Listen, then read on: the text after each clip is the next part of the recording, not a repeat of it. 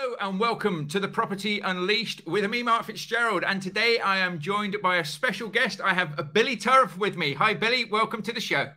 Good morning, Mark. Nice to be here. Great stuff. Now, it's an absolute joy to have you joining me here today. Billy is a serial entrepreneur. He has built a massive portfolio for himself. He's interested in economics, property businesses, and he was one of my mentors as well when I did my mastermind year. So I spent a couple of days with Billy, got to know him. He asked me all the difficult questions that you want to be asked when you're starting your own property businesses. So it's an absolute joy to have you here. Can you just share a little bit about yourself, mate, for people that maybe don't know that much about you? Yeah, sure. So full-time property investor, have been full-time since 2016. But that wasn't where I started off. I worked in the corporate world from 1998, I'm getting old, up to 2016 as a management consultant and a remuneration advisor. Based all over the place, really. Spent time in UK, Ireland, Turkey, and then the latter part, I was out in the Middle East. I enjoyed the corporate world for a good chunk of it, but it didn't really light the fire in my kind of belly anymore. And I'd always been doing a side hustle, which was property. So I bought, my first actual house, like most of us want to live in, a one-bedroom apartment in Dublin, which, funny enough, we're actually selling just now. But that was in 2001. Then I quite quickly kind of got onto, so 2001, I bought a flat, and then kind of a funny thing just happened. It was kind of Celtic Tiger, and I bought it for, I think, 190. I realized it kind of jumped to about 300. But more importantly, I kind of realized that if I could let out the house, then, and at that point, nobody really cared about cash flow, and we just cared about capital growth. But I knew if I could let the house out or flat, that would pay my mortgage.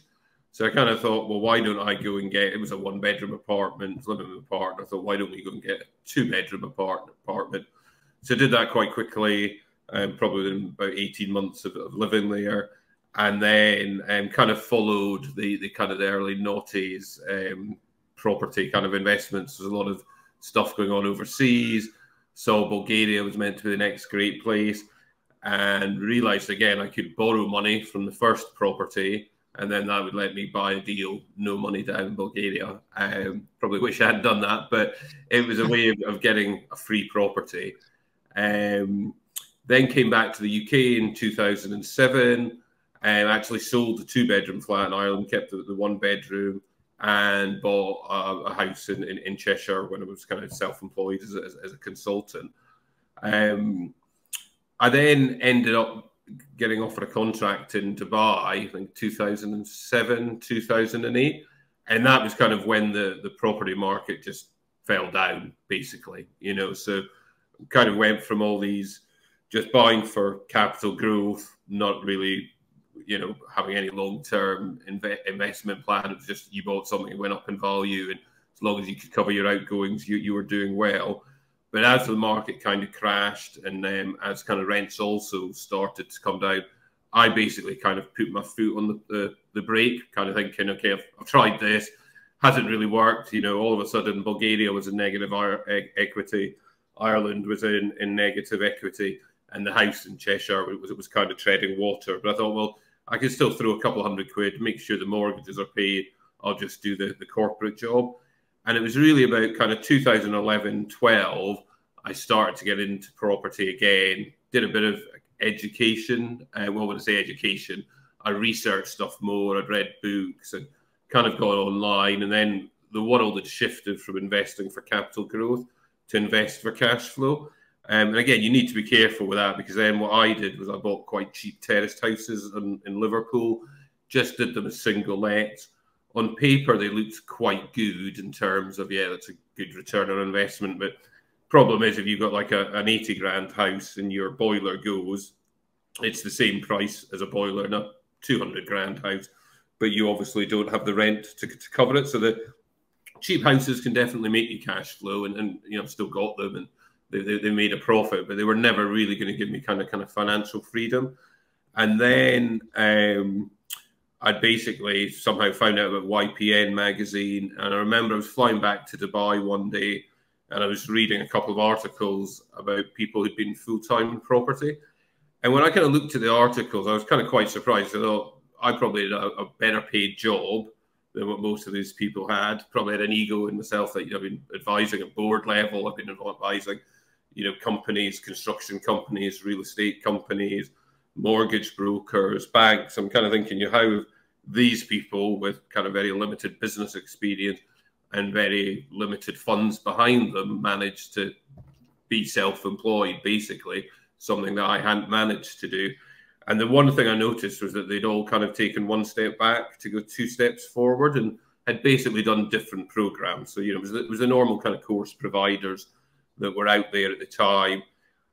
Short story was I kind of looked at all of them. I then actually stalked people who'd been on the programs and just contacted them on Facebook and said, "Oh, read an article, seen you've done this. Can you talk me through it?" And that kind of drew me towards Mastermind, basically.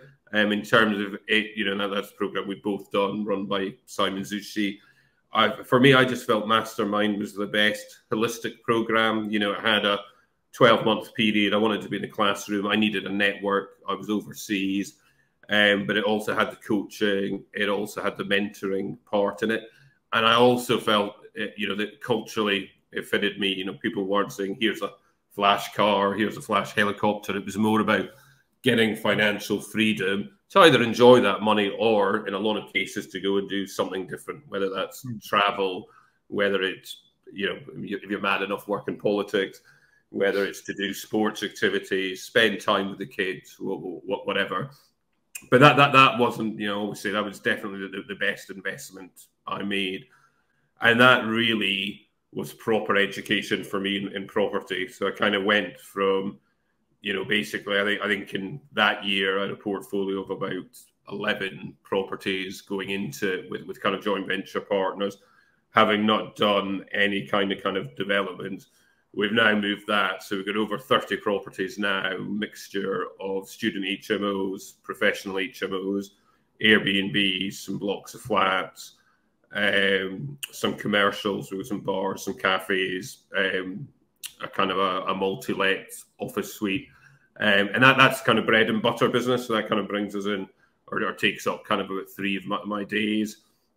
Then got a bridging business that we've launched as well, whereby we work with other investors who are really trying to do some of the stuff that I did before. And, they kind of want, someone that can lend to them on a quick basis. We'll take a first charge. We'll kind of lend up to 250. We'll only do deals that we know that if something happened to the person, I could go in and finish it, basically. So then that's another kind of chunk of the business that we've now formed. In between that, we did do a lot of developments as well. So we did listed buildings in Hampton Square in the Wirral, listed buildings in Plymouth. They were all sold to a mixture of homeowners, investors, and one complex was an over 55 suite. That helped to fund a lot of the buy to hold portfolio. I came out of the kind of the development game just before COVID. Funny enough, I kind of thought at that time that the market was probably starting to hit the peak. And also I just found development is great for chunks of cash, but it can take you 4 or 5 years to fully exit by the time you've sold the freehold, being paid for the last one, etc. And I was also, I remember in Hamilton Square, we sold all of that to investors, and a whole lot of the investors flipped them the very next day. And the short answer was they made more money than I made. And one of the key things I've kind of found out, being in this game for 20 years, is some of the best stuff you could do is just buy a house and keep it and let Father Time do its stuff. And then you can gain, if you add value, you get a bit of profit up front. You're then getting cash flow. But as prices increase, whether it takes you 5 years or 10 years, you should be able to refinance and get all your cash out. So we've definitely got all our cash out from every project we've done, either from doing proper adding value to it and getting a better value at the end, or simply just buying stuff and holding it. And then the final bit of the business we now do, Mark, is we've got a coaching program where we really work with 2 lots of people. Those who are similar to what I was in the corporate job. They want to get out, want to get some time back, and it's helping them to kind of understand the property fundamentals, what strategies are right for them, and what will get them to their end goal as quick as possible. And then the second group of people I work with are people who've already got a property business. They're either not getting the results that they wanted to get, so helping them to look at that, get under the bonnet, get it more streamlined, make sure that they're doing the right strategy. And then also another group who have been quite successful, but really haven't had a time to look at their company structure or their drawings from it. So working with a lot of people to make sure that they keep as much money as they can, that they're drawing it tax effectively, and they've also got the right structure set up. And I'm probably, because of my age, to some extent, I've kind of gone through the journey of trying to get as much money out of your business, making sure you've got enough cash flow to live off post a job. But as I'm getting older now, a lot more thinking around kind of legacy arrangements and understanding where inheritance tax plays for that. And it's kind of one of those that just, in my view, is at different stages of your life, you'll obviously have different financial requirements. But a lot of the time, we don't address those financial requirements until it's too late. So, I've spent last 5 years making sure I could get as much money as tax effectively out of my business as possible, whereas I'm now trying to keep as much money in businesses, trusts, pension funds now, as possible, realizing what the inheritance tax risk would be in the other end. Brilliant, brilliant. I mean, that is a full, plateau of different strategies, of different ways of going about, building property businesses, of course, and the other businesses that you are as well. And absolutely brilliant. So thank you for the detail and things there. I just want to touch back on a couple of things, a couple of points that you covered there. And one of them is, obviously, you were based in Dubai when you were doing, so to speak, your mastermind, and you sort of ramped up your property investing with a lot more structure. Now, some people will struggle to do property investing alongside a full-time job, let alone being in another country. How did you manage to balance all of that? Yeah, to be honest, I mean, and I still joke about it when I talk to Simon. I still think that was my most efficient year. A task will take as long as the time you've got. So actually having a full-time job meant that, I could really, what I did was I spent at least an hour every day in property. And then Friday, when I was there in Dubai, was the start of the weekend. So I would work Friday in property because the UK was open.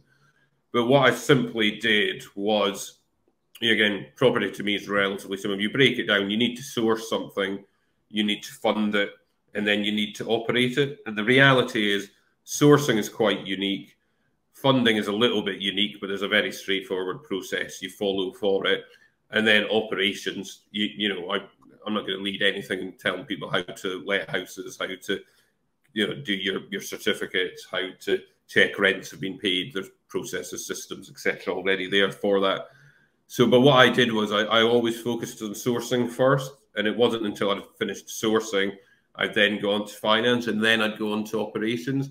And again, that's just part of the journey. Now we spend a lot more time in operations. We're at a space where we're not growing as rapidly as what we did, because we've already got significant income, and it's about protecting it rather than just adding more chunks to it. But that was one thing, was looking at how I would spend my time doing something every day, but following the bits that would make the biggest impact to the business.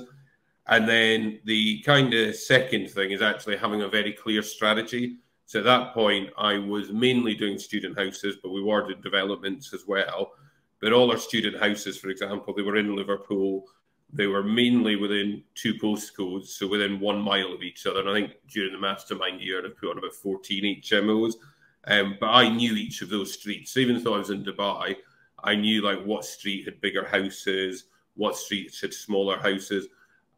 Some extent the strategy worked because I was going back to brick. We were doing food, we were adding, going from 2 bedrooms to 6 bedrooms. So as long as the house didn't have a structural issue, it wasn't any concern what it was like inside. So, I could, know the market I was going for. I had a couple of people on the ground, like a structural engineer, who I'd say, look, I don't need a 20-page report. What I need you to go in and just say, that house is safe.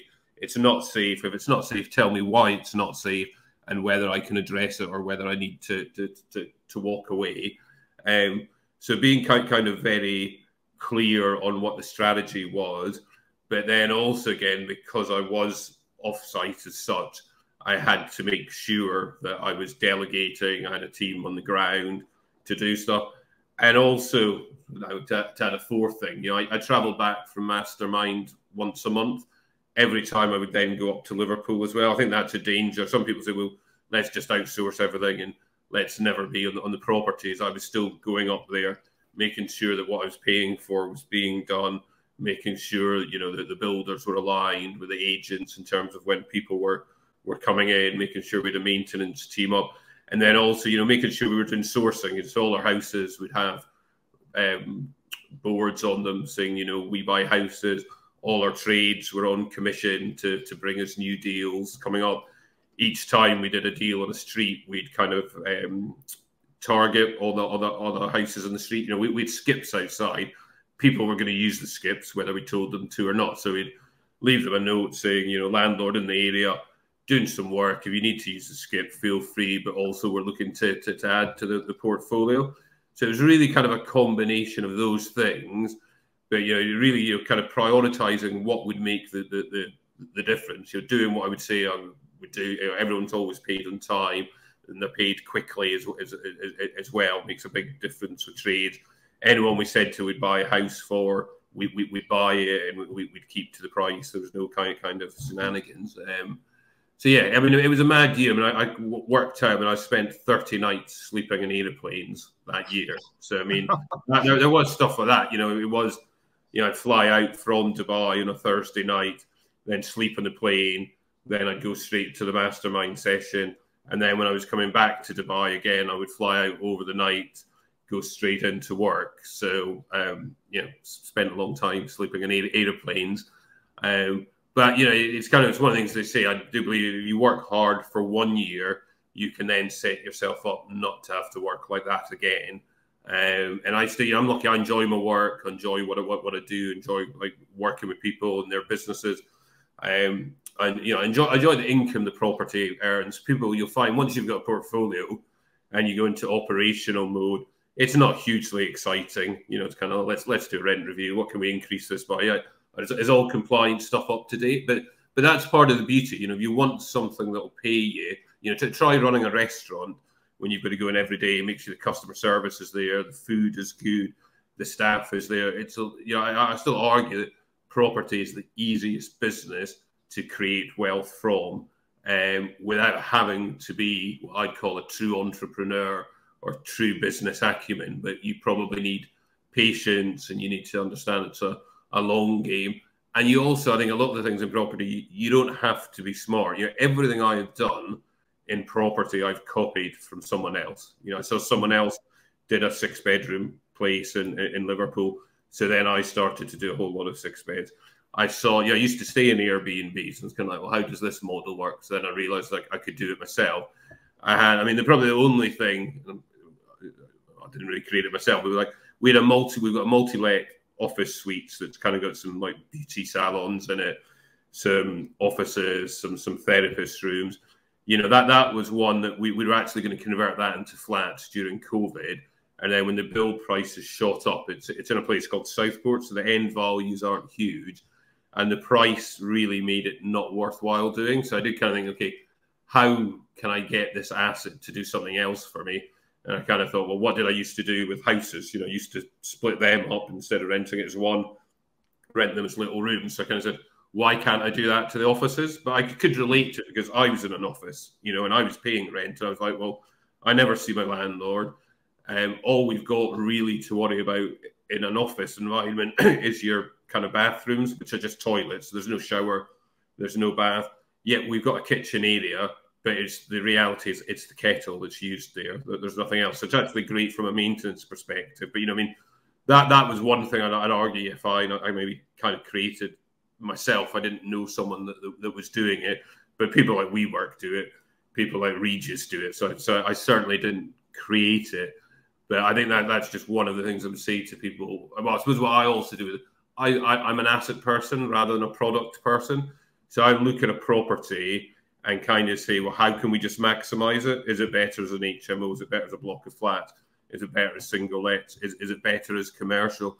And also, when you maximize it, what will give you the best returns? So our office suites are clean, crisp, fresh, but they're cheap as chips. You know, the cheapest offices you'll get in Southport, but they don't have fancy coffee machines. They don't have a over-the-top IT system. They don't have staff there. So it's understand. And typically with the assets, we'll either go one way, we'll go towards what I'd call the lower end, but it's still, you know, like if we've done a block of flats, it's, you know, it's people moving from an HMO to a flat they can't afford a new build. So it's nice kitchens, it's nice bathrooms, but it's not trying to be an interior design god sort of thing.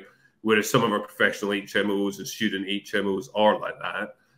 But so my point is, you typically, you kind of want to be at the either end of the curve. Don't be in the middle of no man's land. But and I know lots of product people, so I don't have an issue with that. But my view is just to look at the asset and say, what can you do with it? It's a lot easier than trying to see. You know, if you want to do high end, say HMOs, well, they'll only work in the right area, yeah. And if you get the property for the right price. Whereas what I'm saying is, as long as I can get a property for the right price, I may have different uses to do with that. Okay. Yeah, no, that makes sense. That makes sense. And I mean, you're predominantly got a lot of student lets. You've got a mixed bag, which is always great. And how have you found the student market recently, so to speak, over the last couple of years? Because obviously we've had troubled times, haven't we? Yes, the student market is probably I wouldn't even say probably volatile, although that sounds slightly more aggressive than it is. So certainly, like before COVID, there was almost like getting an oversupply of houses in Liverpool, where most of my student stuff is. Then COVID happened, and then all the students didn't want to go into the halls because they had a bad experience with that. They kind of wanted to get together, live in the bigger houses, and then all of us, we'd always had no issue with renting 3 to 4 beds. We used to have some issues with 6 beds. After COVID, like, couldn't get enough 6 beds to rent. You know, the agents were kind of on the phone, we buy this, we buy that. Kind of like our portfolio there's done. We're doing kind of commercial stuff over here. But then, yes, I mean, last year was completely out. This year, it's definitely slowed down somewhat, but, you know, we're still fully rented, bar one house, and that, you know, the house that isn't rented is one of the first developments did in 2016. It's on the cusp of the student area in Liverpool, so it's kind of the last street you would really want to be. And we've actually got 3 houses on that street. 2 of them are rented fine, but this other one, we're going to change it to professionals, because what we've also found is that the Liverpool professional market's really picked up in the last 12, 18 months. So this is going to get kind of a light refurb. You know, it went from 2016 when we were doing carpets to now everything being kind of laminate, spotlights rather than just lights down, fitted furnishings rather than the kind of standalone, you know, laminate painting. So it's not, you know, we'll probably be in and out at about 20 grand. But short answer is that one's going to professionals. Well, and don't get me wrong, we could still get a group of students as well. I mean, I like the student market because they come in as one. We go in now at this mad stage. We get to do the maintenance. We get to stay on top of it. You've got agents that can manage it. So, you know, there's a lot of work in this, but I say a lot, there's work in the sales cycles with the guys. There's work at handover time, but then they hold it. You don't get people dropping out or they've been there 6 months and want to go. They're there for a year. They come as one group. So you've got one letting fee rather than 6. So, sure, I mean, I think it's still busy. But I also think the students have changed. You know, it's expensive to go to uni now. And I think some of them actually preferring the 3 to 4 beds now is because they want to be in smaller groups. They want to kind of work harder, etc. But it's definitely a market that I would keep an eye on. You know, you've still got a lot of, you know, the build to rent schemes are far bigger in the student markets than they are anywhere else and far more evolved. But to be honest, I don't think the operators are really as good as they should be with it. And I also think the student cycle is stay in halls for 1 year. Then they either want to be in, there's 2 areas in Liverpool, Smithdown and Kensington. They almost like to live in each of the areas 1 year. and sometimes they like to live in the city centre. So it's not a case that they say, yeah, I just want to be in this house or I want to be in this hall. They're actually going through a 4-year journey that is going to change. What we've definitely seen has changed, though, is from going to, you know, if I had my way again, I'd quite happily just have 3-4 bedroom houses rather than 6 bedroom houses, because, you know, you get a similar yield basically with the students. Right. Yeah. Yeah. Makes perfect sense. I wanted to ask that because I know a lot of people who are doing student lets that have said the market seems to be a little bit different this year already, a little bit slower. And I think that's just across the board. But obviously, like you say, if you keep your finger on the pulse, then at least you put yourself in the best positions. Yeah, I think, I mean, people forget as well last year that there's a lot of people that had deferred their place because of COVID. So most universities had more people coming in, and there was quite a strong backlash. And again, each city was different, but in, you know, in Liverpool and Manchester, you know, it was on the papers and stuff. Students had been locked in and they couldn't get out. And there was also, you know, I could get it. There was one time whenever it was wave, what was it? What did they call it? Not wave. Was it level 1, 2, and 3? We were all in or something daft like that. And so some of the Liverpool students, you know, they were allowed to leave. Obviously, it was Christmas. But then because whatever level it was in, they were told they couldn't come back. And they're kind of like, well, we paid for this. Whereas when they're renting from us, and I'm not sure, we certainly weren't breaking the rule, but it wasn't up to us to try and police that. You know, we gave out tenancies. And if someone was breaking the law to come back, and I genuinely don't know whether they did or they didn't, that was up to them. Whereas the halls actually said, well, no, we've got your money, but we're not letting you back in now, sort of thing. So, but if you think then, you know, people have got short memories. So the new first years that came in last year, they didn't have that experience. So some of them who did like the halls or that sort of stuff wouldn't have been biased, whereas the group that went through that, because we interview them every year as we do our kind of check in and check out, ask them how they found the house, how they found the agents, where they're going, and that you kind of just hear that feedback from them. Right. Yeah. No, it makes perfect sense. It makes perfect sense. And looking at your, like I said, you've got a full array of a portfolio there with, you know, commercial, HMOs, Airbnbs and everything. How about the market itself at the moment? Obviously, interest rates seem to be going up every other week at the moment. There's a lot of fear, a lot of apprehension out there for people looking at getting into property, or potentially landlords who have a portfolio. Where do you think it's heading? And, you know, what have you sort of done in your business to sort of safeguard yourself as best as possible? Yeah, well, I think when I look at the market, it's kind of, it's probably gave it two halves to some extent. So the plus side, rents have increased significantly over the last couple of years. Okay, not as aggressively in our commercial stock, but certainly in our HMO rooms, certainly in our single lets, certainly in our Airbnbs, we've seen the income increase significantly. And, you know, to the point when so far when we maybe had to come off a, you know, very cheap mortgage to one of the more expensive ones, when I've looked at the increase to rent, well, it's £50. I'm worse off a month, say. And, you know, if that's sure, that's not going to bankrupt you. And if your property, you can't take another £50 a month hit. There's something wrong with it. So and also now the reality is we are seeing electricity and gas come down significantly now. So that seems to have started to hit the curve, sort of thing. So versus the flip side of it, the mortgage rates have gone up, but the market's starting to freeze up as well. You know, particularly in the commercial side, you know, the rates they're putting out are just quite ridiculous, to be frank, at the moment. And we've obviously stress tested our stuff. We're keeping far more financial reserves because we don't know when the interest rate curve will fall off totally. We've also fixed some stuff. So we've got 6 refinances that are coming off their 5-year deals in December. We contacted the bank in March, said, is there any way we can look at fixing them now? And they let us fix. So where we have done, which has worked well, because we'd have a couple of interest rates. So, you know, we've done modelling around that. We've kind of got the worst case scenario, which is all fine. And then looking, you know, it's kind of like game 2 halves. You're looking at how you can increase your revenue in terms of rents, keeping people there, how you can control costs in terms of whether it's utilities, whether it's your maintenance costs, whether it's your office costs, your staff costs. And again, that when I say control that's not saying to people your hours are reduced. It's making sure that we're getting good value for what we're paying.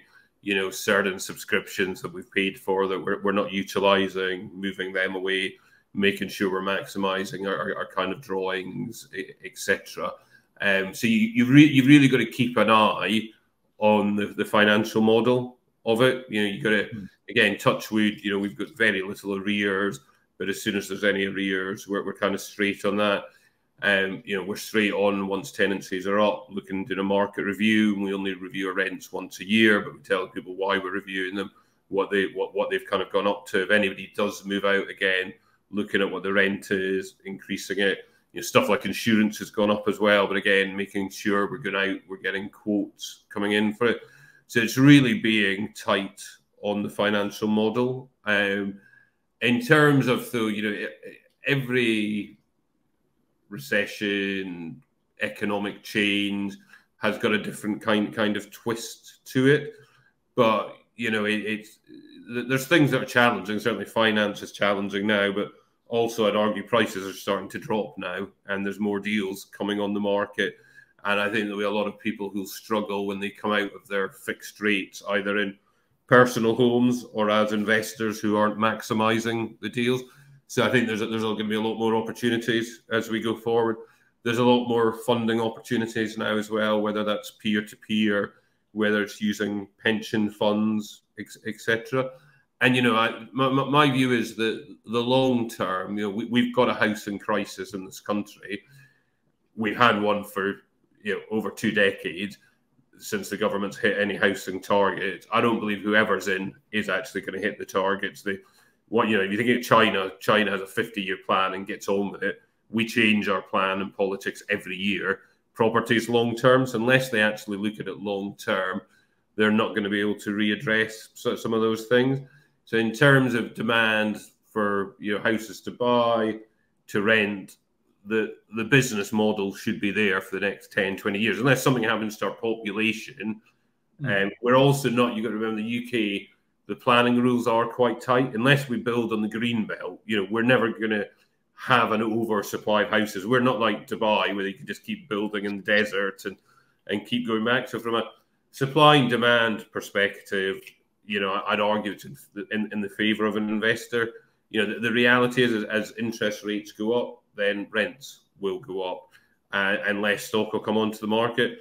As we start to turn the curve, and we will turn the curve, look at America. America's down to 3.5% inflation now. We're going to lose a big chunk in the next couple of months through the drop in energy prices. Still don't think we'll see a change to interest rates, probably for a year or so, but within 12 months, you'll probably start to see rates go down. My view that the long term for the UK, because of our aging population, we will struggle for significant GDP growth, because 60-year-olds spend less than 50-year-olds, 70-year-olds less than 60-year-olds, 80s less than 70-year-olds. So when you've got an aging population, it's just hard to get GDP growth. You look at, say, where Japan has been for the last 25, 30 years, I think we're far more likely to go into cycle with very low growth, but that also will result in low interest rates. So it's being aware of what your immediate threats are and your immediate challenges are, but I think also being aware of the long term. Again, we're not like the Middle East, where you just keep building back in the desert and you have prices therefore that go up and down. We've got, whilst there's a lot of bureaucracy, the English legal system is far stronger than a lot of other countries. So whether that is for investors, whether it's for residents, whether it's for landlords, we've got the building blocks to a very successful long-term, properties. We've got lots of areas that need to be regenerated. I mean, I get frustrated when the council comes up and says, "Oh, we're going to create a new town, or we're going to create a new city," and it's kind of like you've got secondary sites where the empty retail on top. Why isn't that getting converted? You've got one of my friends is doing some work, and I won't name the council in case I get sued, but they've got like 40 buildings that are empty. 40 buildings that are empty and not being utilised. And that can be utilised whether it's for the economy, whether it's for housing, and and then yet they're giving, signing off, go and build something else in like a brand new area, and no issue with that. But it's kind of like, why wouldn't you maximize what you've got first rather than leave it to just continue to degrade? But anyway, that's a long rant. There's challenges out there, but there's always been challenges. They're just different ones. So whether it's oversupply of rooms, whether it's undersupply of rooms, whether it's financing, whether it's maintenance stuff, whether it's getting good people on board for your build team, and you just got to address them, and you got to do the right thing for your business, but the right thing for everyone else. As I say, with our tenants, we will increase rents, but we'll do it yearly. We'll give them notice. We'll tell them we won't do it any more than that. All our tradespeople, as soon as we get an invoice, we don't go to set up a process to say we're only going to pay people once a month. We get an invoice and then they're paid within 24 hours, and similarly, kind of goes the other way. If people haven't paid us our rent, we'll do payment plans with people where, we're not knocking on a door. We're sending them a text message saying, well, this month's rent isn't in. Can you tell us, sort of thing. If we're not hearing back, we're then going to letters, etc. But we've only taken one person to court on the tenant side, and we've never had any cases against ourselves. That's good. That's really, really good. And of course, I mean, you've got over 100 rooms as well that you've got in your business and in your portfolio, along with the other units. So, I mean, looking at the way the economy is right now, the way everything's stacked up at the moment, and obviously, as businesses go, there's seasons, isn't there? We know about the seasons, but there's always different seasons. Now, seasons can be monthly, they can be yearly, they can be, every 5 years, 10 years. There is all sorts of different seasons that you have to go through. But yourself at the moment, what are you sort of focusing on in your property businesses? What are you more in the commercial side of things now? Yes, so certainly we've done a bit of consolidation, I would argue, over the past couple of years. So we sold some of our properties that were not performing as we would have liked, and kind of reconsolidated some of them, and then moved some of that money into commercial assets. So kind of started to have another income stream from that, basically. We've just started our first project in Dublin. Say first, we still own the flat there, but we've got a commercial building there with 7 studios. We're going on top. So again, kind of looking at where, without boring you, Ireland has had a very anti-landlord stance by the government, lots of hoops to jump through, very poor finance, and we've worked out how to finance it from the UK and from Ireland. But because there hasn't been, they've lost a lot of landlords, there's huge rental demand there. So put on one extra city. So, we're really Liverpool, Manchester. Now we're back in Dublin as well. And we've just done first deal there is currently in rip out stage, but we've committed to, and it's about £1 million GDV. We've kind of committed to do it, and we've got funds to do 3 of them basically. So the next couple of years I'll be putting on about 3 million in Dublin. In Liverpool, the student houses are done, to be quite frank. In terms of that portfolio's up and running. Our professional portfolio in Manchester will continue to grow, and we'll continue to do that by blocks of flats, basically. And then we're still adding strategically Airbnb properties either in Liverpool and Manchester, and we're strategically adding commercial property on a multi-let basis. So when we find an asset that we believe we can rent out to 4 or 5 people, we'll do that. We'll also do it with uppers. We've got flats above it and the commercial downstairs. But it's really being clear that, and then again, even there's a lot of anti stuff about commercial. There's, I don't want to oversimplify, but there's very few streets where there isn't a need for a barber. There isn't a need for it's what's in. So like barbers, nails. I've got people that do Botox in the shops. It's someone that does a doggy daycare thing as well. But certainly wouldn't do that in every street, sort of thing. And also, I wouldn't go to a street that's commercial is either the really nice areas that have got a high street that's booming, and we'll just rent out the whole time. So absolutely, you can go there. I wouldn't go to a town or a street where half the buildings are empty, sort of thing. But if you've actually got a second parade with a nice residential area, maybe 1 or 2 shops there, that will always appeal to people. And also, you know, we're not going to, you know, try and do like a 4,000 meter development. You know, I think our biggest multi-let office has probably got 8 suites in it, and then like they'll vary from 10 meters to 30 meters, sort of thing. So, yeah, and again, it's certainly as opposed to the seasons for us is we've reconfigured stuff a little bit. We're keeping more stuff in reserves until we can see the interest rate come out, and then you know we're committed to Ireland for the next 3 years to get that stuff done.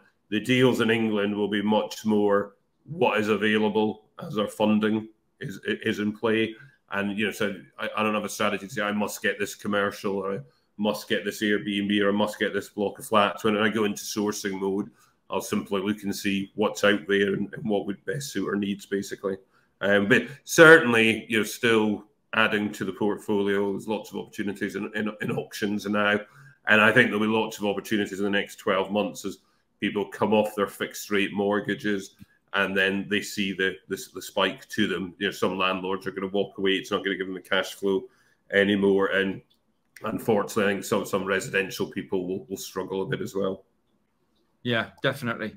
And I love the fact that you're still working to your same system that you were working, you know, when you started in property, which was all about, you know, sourcing, getting all of that, you know, getting the deals over the line, then systemizing it, obviously, you know, planning and things. Absolutely brilliant, because if it works, you know, don't have to change it, do you?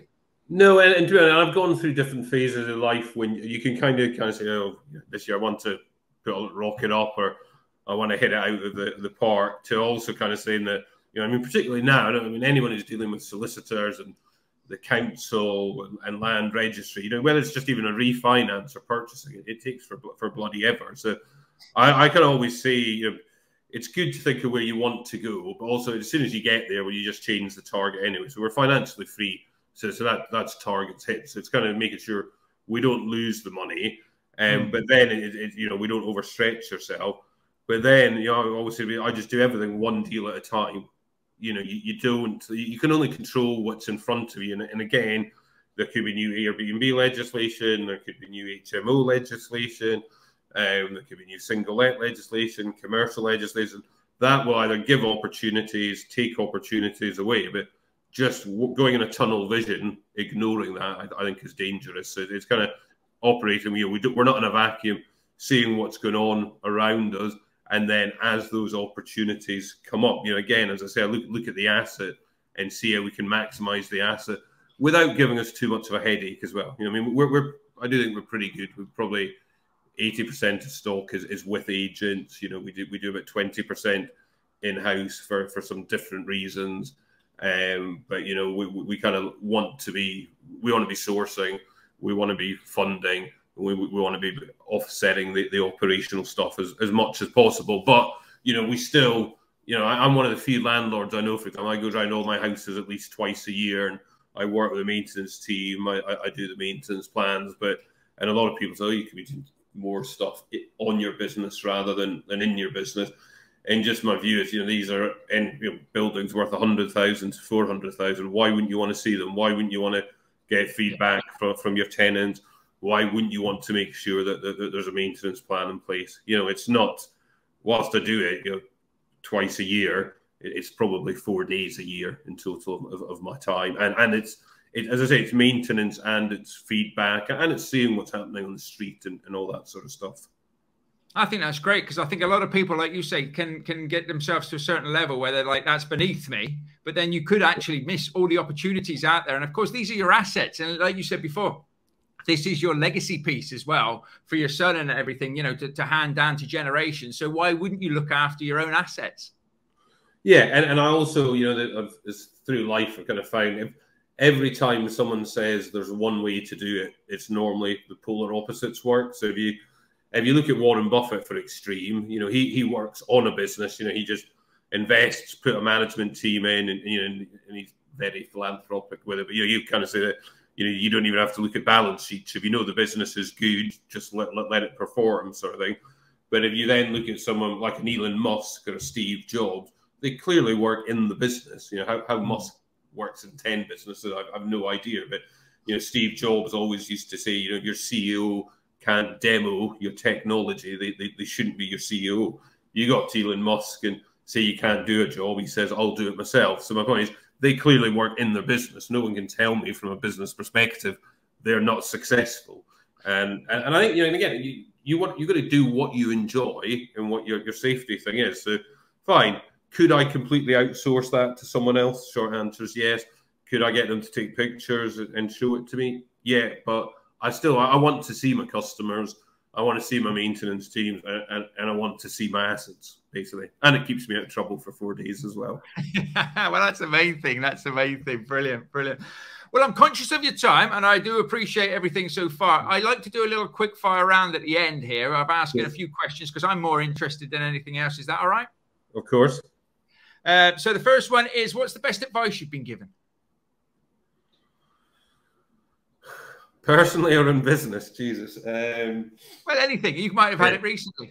No, well, I quite honest, I'm not sure who even said this, but simply just buy a house, put a tenant in it, and wait and enjoy the fruits of your labour, to be honest. Certainly the best advice I'd give anyone for property.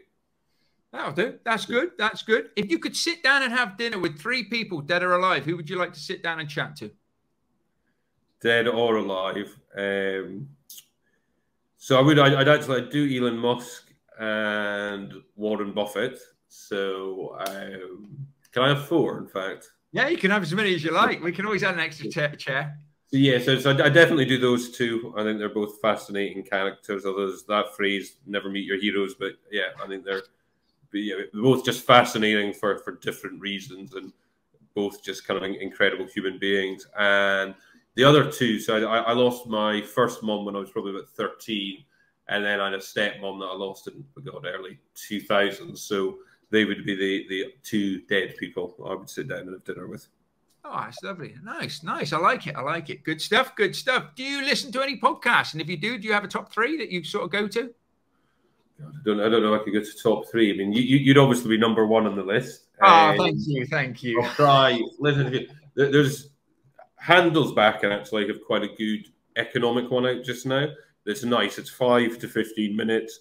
They kind of just give you the stuff about where oil prices are, gas prices are, interest rates, kind of lots of key metrics without giving you a sob story, good or bad sort of thing. So that's quite good for an economics perspective. I think Stephen Bartlett's Diary of a CEO's is, I think just what he's done is amazing as well. He'd be another person. I actually wrote to him. He didn't write back, but he'd be another person that would be good to have dinner with. But I think his is great from a business, health, relationship, and I think he's a very good interviewer as well on it. So that would kind of be number 2 that I've got, and then there's one I'm listening to now. I forgot the name of it. Is it Energy Charged? It's the guy that's on Red Dwarf who does all this energy stuff now, and there's always talks about solar panels, different EVs sort of thing. So I'm kind of thinking of doing a lot of that stuff to the houses, and I just think it's going to be big growth in the next couple of years. But I do, I listen to all sorts. Lots of I probably listen to most decent property ones that are out there, but then I'll also listen to crime ones as well. But yeah, I listen to them when I'm running, or I listen to them when I'm driving, sort of thing. Brilliant. Brilliant. That's good. That's good. Have you got a top 3 books? And it doesn't have to be necessarily property related. It can be anything that you think, a top 3 books that people you think would get a massive value if they read. Yeah, and these, I'm sure my 3, I'd be amazed if you hadn't probably had before. So definitely Rich Dad, Poor Dad, I think is a great book for understanding how some of this stuff works, basically, just in general. Then, so yeah, that's good from the, I suppose, just a whatever macro perspective to get to get shit done, you know, stuff like the one thing was very good for me, and you know, in understanding the importance of, you know, one thing being 80% of the difference, and you know, how you know, doing one thing positively will help to exponential stuff, but also doing one stuff negatively will help to go the opposite way. And I would say property magic as well, in terms of people understanding how basic property can be, you know, and actually, you know, kind of following Simon's golden rules, and actually, you know, whilst how simple it is, you know, I did it all wrong until I met Simon, basically. But, you know, for being a UK book and being close to it, I think it's a great book. Brilliant, brilliant. Well, I would like to thank you for your time today. It's an absolute joy and a pleasure to speak to you. I could speak to you all day long. If the listeners want to reach out to you, find out more how you can help them, support them and everything in their properties and businesses, what's the best way to get hold of you?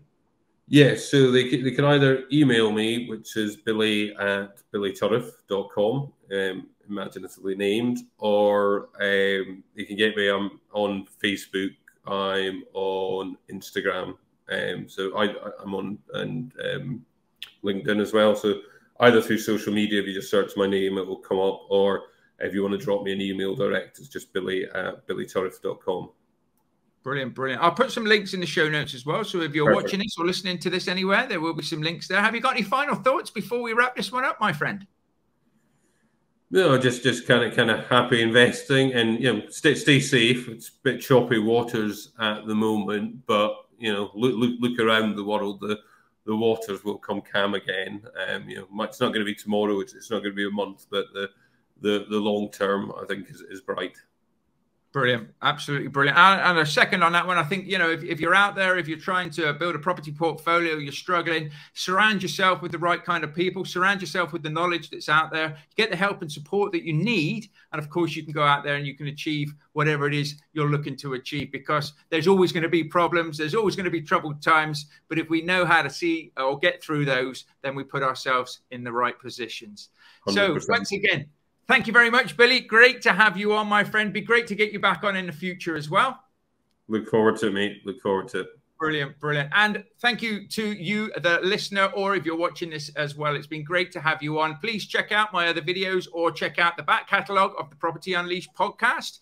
You make sure that you're focused on your vision, that you're breaking that down into bite-sized goals and chunks and tasks that you can do day in and day out.